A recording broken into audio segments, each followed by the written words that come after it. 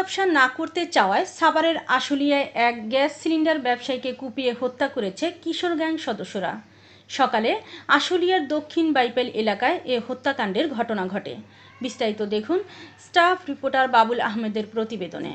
খবর পেয়ে আশুলিয়া থানা পুলিশ নিহত লাশ উদ্ধার করে ময়না তদন্তের জন্য রাজধানীর শহীদ সোহরাওয়ার্দী হাসপাতালের মর্গে প্রেরণ করে। নিহতের পরিবারের সদস্যরা জানায়, আশুলিয়ায় দীর্ঘদিন ধরে গ্যাস সিলিন্ডারের ব্যবসা করে আসছিল মমিন ইসলাম নামের এক ব্যক্তি।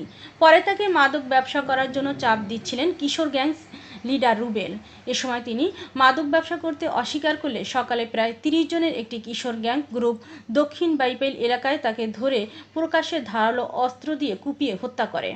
পরে স্থানীয়রা আশুলিয়া থানা পুলিশকে খবর দিলে পুলিশ ঘটনাস্থলে গিয়ে লাশ উদ্ধারের পাশাপাশি জিজ্ঞাসাবাদের জন্য 6 জনকে আটক করে। এ ঘটনায় এলাকায় আতঙ্ক ছড়িয়ে পড়েছে। পুলিশ বলছে হত্যাকারীদের সবাইকে আটকের চেষ্টা চলছে।